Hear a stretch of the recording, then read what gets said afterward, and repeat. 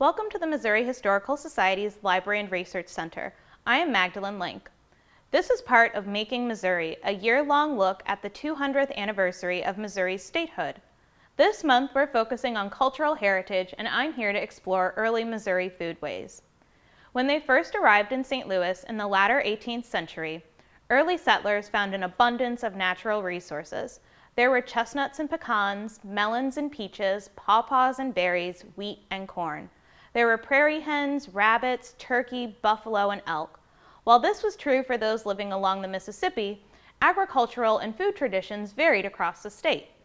Further east, bears and deer were more abundant, and commercial hunting was very profitable. Throughout the state, food was plentiful and varied, and the landscape changed rapidly.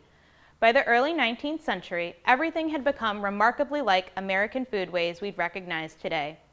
Different types of sugar, candies, and imported tea could be purchased locally or from companies in St. Genevieve. Pork and bacon were sent in from states just slightly to the east, like Ohio. Citrus fruits, spices, and even chocolate were all available. Agriculture changed as well, with an increased production of rye, barley, different types of potatoes, and non-native apples and peaches. We're going to explore these early food traditions by making a baked apple pudding from Mrs. Mary Randolph's The Virginia Housewife, first published in 1824. I'll be making this dessert in my modern kitchen, but first, let's look at some of the tools you may have used if you had made this recipe in the early 19th century.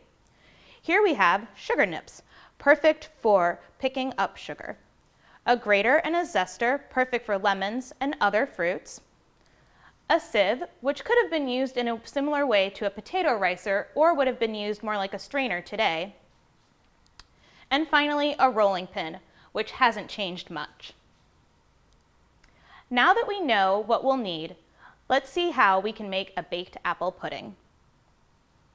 Here is the recipe for baked apple pudding, adapted from Mrs. Mary Randolph's The Virginia Housewife, first published in 1824.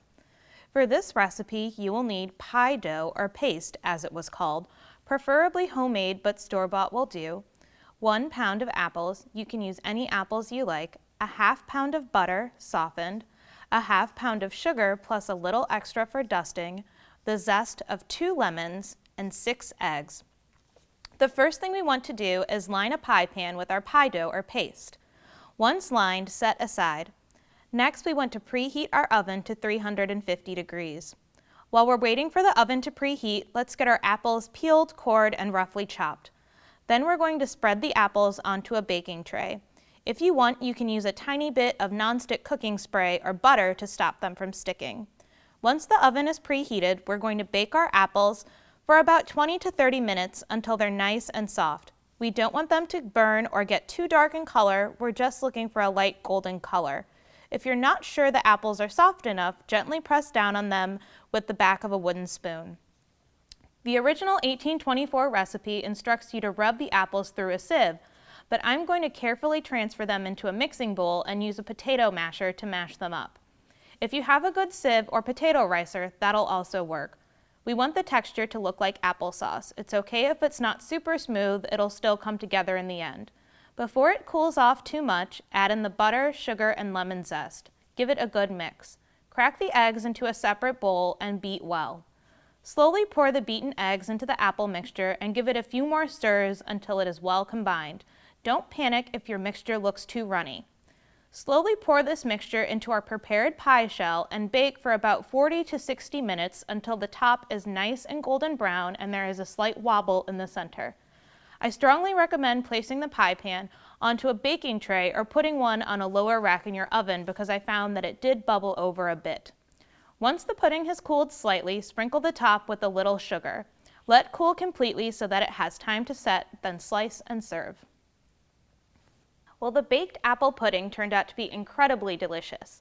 It was really like a custard pie with lovely bits of apple throughout. It was incredibly buttery, but I don't really see why that has to be a bad thing. So before we made our pudding, we looked at some kitchen tools you might have used if you had made this recipe in the early 19th century. Now let's look at how you might have enjoyed your dessert. Here we have a lovely Fan's dessert plate that belonged to Auguste Chateau and descended through the Chateau family. It's decorated really simply but elegantly, and this plate would have been a perfect setting for your indulgent apple dessert. We also have this tiny silver nutmeg grater, and wealthy individuals would bring their own pocket-sized nutmeg grater and would have added a little bit of grated nutmeg to their plate. I hope that you've enjoyed exploring early Missouri foodways and really hope that you can try creating your own dessert. Even if you don't make your own baked apple pudding, I hope that this encourages you to maybe plant a native vegetable in your garden or to seek out some Missouri-grown fruit so that you can be a part of history. Thank you to our members and donors and the ZMD Tax District. Check out our website and our social media channels to find out more content from this project.